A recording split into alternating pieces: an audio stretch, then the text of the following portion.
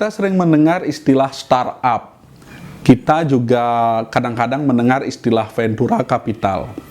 Dan dalam beberapa tahun ini kita sering mendengar istilah unicorn. Ya, pada video kali ini kita akan membahas apa sih sebenarnya startup itu. Kemudian apa perbedaan startup dengan perusahaan biasa atau perusahaan rintisan biasa. Kemudian kita juga akan membahas bagaimana sebenarnya tahapan suatu startup dari perusahaan garasi menjadi sebuah perusahaan besar yang berstatus unicorn, decacorn, atau bahkan hectocorn. Dan yang terakhir kita akan membahas apa sebenarnya yang menjadi fokus para investor ketika memutuskan berinvestasi di suatu perusahaan rintisan atau startup. Sebelum kita lanjutkan, jangan lupa subscribe channel kami ini dulu, kemudian nyalakan lonceng notifikasinya, serta share video-video kami kepada teman-teman kalian untuk bisa mendapatkan informasi yang lebih bermanfaat pada video-video kami selanjutnya. Yang pertama, apa sebenarnya startup itu? Startup sebenarnya adalah sebuah perusahaan rintisan, baik itu apapun jenis bisnisnya, konvensional maupun online, sebenarnya semuanya bisa disebut dengan startup. Namun pada 2 dekade terakhir, startup lebih mengacu pada perusahaan rintisan yang bergerak di bidang teknologi dan informasi.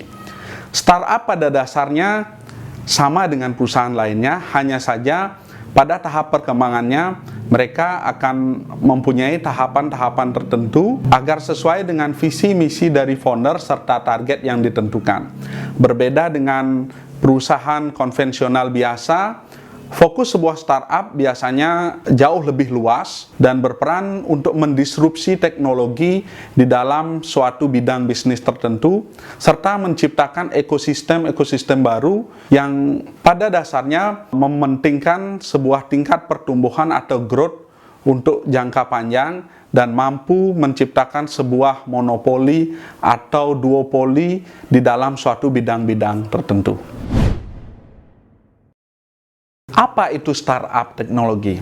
Startup teknologi adalah perusahaan rintisan biasanya dengan target dan segmen pasar yang sudah jelas.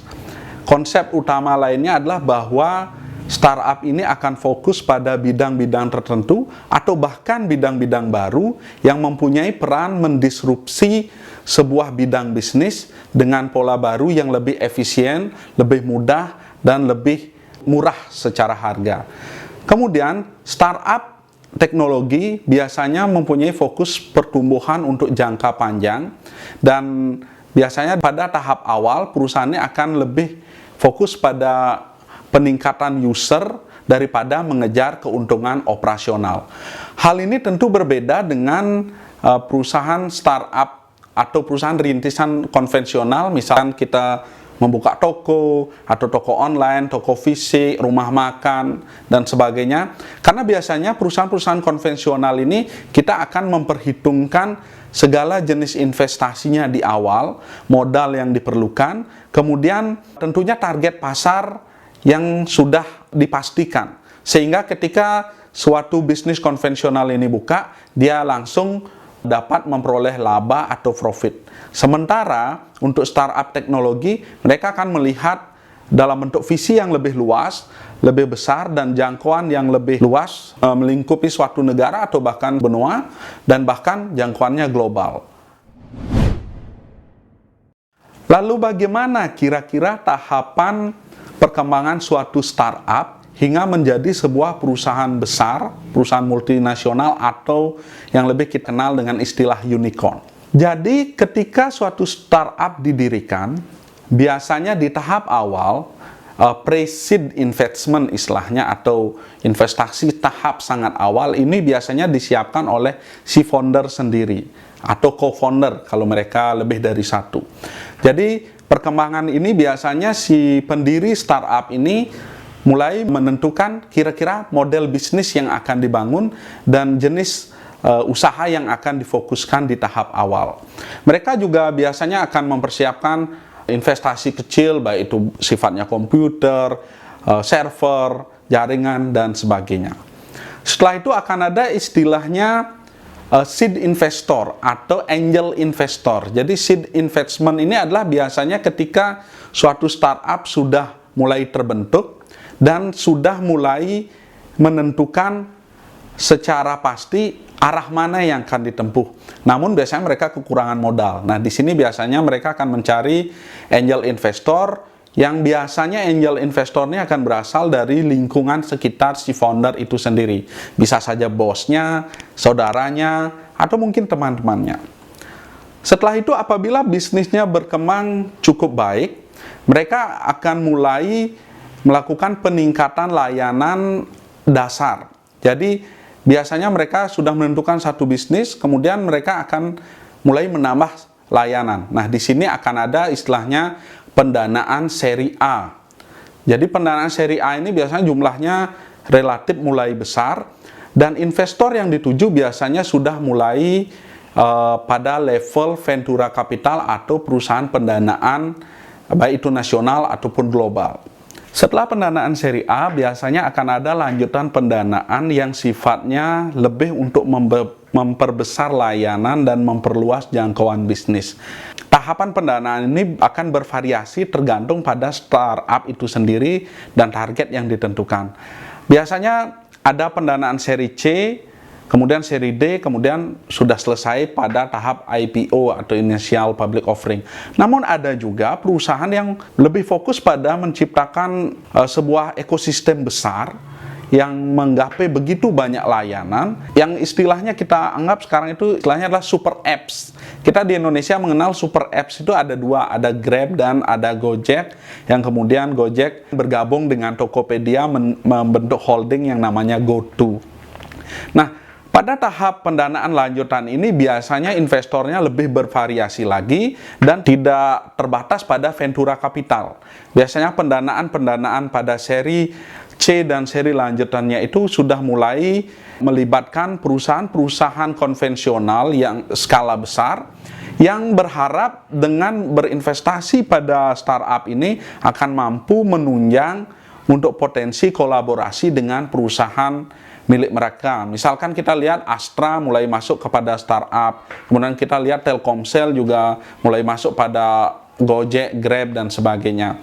Nah, yang terakhir, tahap terakhir yang biasanya ditunggu-tunggu oleh investor adalah tahap IPO atau Initial Public Offering atau penjualan saham perdana kepada publik. IPO ini biasanya akan dilakukan di bursa saham tertentu atau bahkan kadang-kadang secara simultan dilakukan di beberapa bursa saham. Di Indonesia kita punya bursa saham Indonesia, kemudian di Hong Kong ada indeks Hang Seng, kemudian perusahaan teknologi biasanya mimpinya adalah bisa terdaftar di indeks teknologi Nasdaq di New York. Kemudian bagi investor awal maupun founder ataupun co-founder, biasanya proses IPO ini akan dijadikan sebagai momen untuk exit atau mengembalikan bahkan keseluruhan atau lebih modal yang sudah mereka investasikan dengan menjual sebagian kepemilikan mereka karena terjadinya perubahan nilai atau peningkatan value dari investasi mereka. Kemudian apa sebenarnya yang menjadi pertimbangan utama dari para investor ventura capital ketika harus berinvestasi pada suatu startup? Pertama, kita harus pahami bahwa pola investasi di startup ini adalah investasi value atau nilai. Dan kalau kita perhatikan secara keseluruhan dari beberapa tahun terakhir, sebenarnya perkembangan atau membangun sebuah startup ini kita bisa analogikan dengan tes CPNS di Indonesia atau tes pegawai negeri sipil. Perbandingannya adalah mungkin lowongan cuma 1.000, tetapi pendaftaran mungkin bisa ratusan ribu bahkan jutaan. Dalam dunia startup pun demikian. Kita bisa lihat begitu banyak startup yang berhasil mendapatkan pendanaan di tahap awal, baik itu seed investor ataupun seri A atau seri B bahkan. Tetapi hanya sedikit sekali startup yang mampu survive, bertahan, dan meningkatkan pertumbuhannya sesuai target yang ditentukan. Kita lihat di Indonesia saat ini ada beberapa startup yang cukup berhasil. Di bidang traveling, saat ini kita lihat Traveloka, Tiket.com. Kemudian di bidang e-commerce ada Bukalapak, Tokopedia, Blibli. Kemudian pada bidang ride hailing dan super apps saat ini hanya didominasi oleh Gojek dan Grab. Begitu juga untuk para investor, kondisi ini sebenarnya akan membuat mereka sangat selected dan hati-hati di dalam menentukan investasinya. Sehingga adalah wajar ketika mereka berinvestasi, mereka akan memperhitungkan rasio keberhasilan dari suatu startup yang mereka invest. Apa yang menjadi pertimbangan utama investor ini? Yang pertama adalah potensi pertumbuhan jangka panjang. Yang kedua adalah potensi disrupsi dan penguasaan atas bidang bisnis yang ditargetkan. Yang ketiga adalah keberhasilan di dalam membangun ekosistem. Kita lihat Gojek, mereka entry-nya dengan ojek.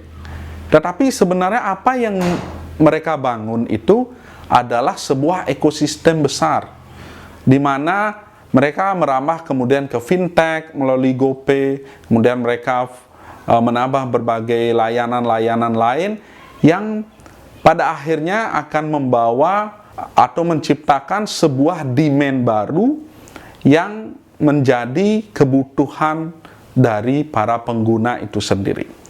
Kemudian para investor akan melihat atau memfokuskan di tahap awal adalah pada user acquisition atau jumlah pengguna. Mereka akan lebih menghargai sebuah prospek yang baik untuk jangka panjang daripada memperoleh profit dalam jangka pendek. Karena pola bisnis atau pola investasi di startup ini adalah mereka akan melihat pertumbuhan untuk jangka panjang untuk mendapatkan return dari investasi mereka tidak hanya 100 atau 1000%, bahkan bisa mencapai puluhan ribu persen atau bahkan mungkin 1 juta persen. Jadi itulah alasan mengapa sangat sedikit startup yang mampu meningkatkan status mereka menjadi sebuah perusahaan rintisan yang berhasil, menjadi perusahaan unicorn yang bernilai minimum 1 miliar dolar atau 14 triliun, kemudian menjadi dekakorn atau 10 miliar dolar atau 140 triliun, dan atau bahkan menjadi sebuah hektokorn atau perusahaan rintisan yang mampu mencapai nilai ribuan triliun rupiah. Dan saat ini contoh-contoh perusahaan tersebut kita bisa lihat unicorn kita banyak di Indonesia, Traveloka, Bukalapak, Tokopedia. Kemudian untuk dekakorn ada Grab, ada Gojek di Asia Tenggara.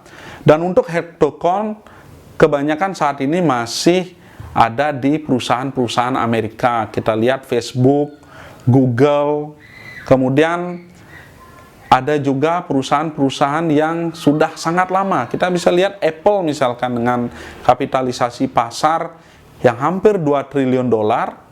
Kita lihat bagaimana pada dasarnya mereka berasal dari sebuah perusahaan rintisan atau startup yang dimulai oleh Steve Jobs dan Steve Wozniak di sebuah garasi. Baik, demikian sharing saya kali ini. Semoga bisa bermanfaat untuk menambah wawasan kita semua. Dan jangan lupa sekali lagi untuk subscribe, nyalakan notifikasi, dan share video-video kami untuk sama-sama memberikan edukasi dan meningkatkan kecerdasan untuk masyarakat Indonesia. Terima kasih.